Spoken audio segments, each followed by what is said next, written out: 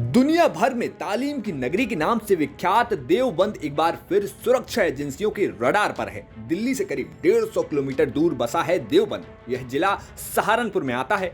यहाँ दारुल उलूम की स्थापना 30 मई 1866 को हुई थी। इसका मकसद मुसलमानों को इस्लामिक शिक्षा देना था। इस्लामी शिक्षा के लिए आज यह दुनिया भर में जाना जाता है।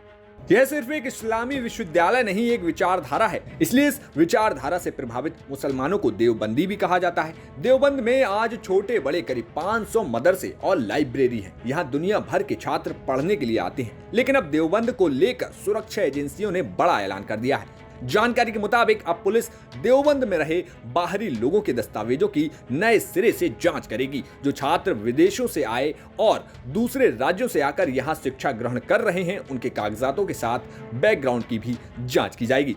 इससे पहले देवबंद में कई संदिग्ध आतंकी गतिविधियों में शामिल लोगों को सुरक्षा एजेंसी गिरफ्तार कर चुकी है। हाल ही के दिनों में एनआईए और यूपी एटीएस ने सहारनपुर के देवबंद इलाके में कई संदिग्ध लोगों को गिरफ्तार किया था। इसमें से कुछ ऐसे लोग भी थे जो फर्जी दस्तावेजों के जरिए देवबंद में रहकर पढ़ाई कर रहे थे। एनआईए और यूपीएटीएस ने इनके पास से फर्जी आधार कार्ड के साथ साथ कई फर्जी कागजात बरामद किए थे, जिसके बाद से ही यूपी पुलिस, सुरक्षा एजेंसीज और यूपीएटीएस अलर्ट हो गई थी और जल्द ही दस्तावेजों की वेरिफिकेशन करना शुरू कर दिया था। सहारनपुर के एसपी देहात सूरज कुमार राय का कहना है कि एक महीने में देवबंद में 3 मामले सामने आए हैं, जिसमें केंद्रीय सुरक्षा एजेंसियां अपनी जांच कर रही हैं। कुछ लोगों के पास फर्जी दस्तावेज मिले थे, जिनकी मदद से वे लोग देवबंद में रह रहे थे।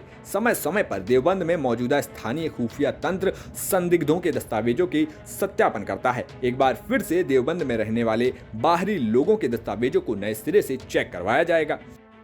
देवबंद में हाल ही के दिनों में कुछ लोग अरेस्ट हुए थे, संदिग्ध थे, तो बताया जा रहा है कि फर्जी कागजात के जरिए वगैरह रह रहे थे। तो क्या देवबंद में कोई किस तरह का अभियान चलाया जाएगा कि बाहर के जो छात्र वहाँ रहते हैं इनकी जांच की जाए कि उनके कागज सही हैं गलत? देखिए, इसमें 3 व्यक्तियों की अलग अलग घटनाओं में अरेस्टिंग की गई है सेंट्रल एजेंसियों के द्वारा विगत 1 महीने में, जिसमें से जो फर्जी कागजात का मामला है केवल एक के साथ है। एक बांग्लादेशी व्यक्ति फर्जी आधार कार्ड के साथ रह रहा था, इसमें एटीएस ने अरेस्टिंग की थी। इसके अलावा जो 2 अन्य प्रकरण हैं उसमें एक विदेश अधिनियम और ह्यूमन ट्रैफिकिंग का मामला है।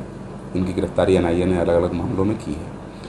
इसमें जहाँ तक अभियान की बात है, देखिए लगातार थाने स्तर पर और एलआईयू के स्तर पर कार्रवाई की जाती है वेरिफिकेशन की और वेटिंग की, और इसमें हमारे द्वारा सूचना ली जाती है। सभी जो वहाँ के रेजिडेंशियल स्कूल्स हैं, मदरसे हैं, उनके द्वारा सूचना दी जाती है और इसको और पुख्ता तरीके से इस पर और कार्रवाई कराई जाएगी और इसमें वेटिंग को और अच्छे से किया जाएगा।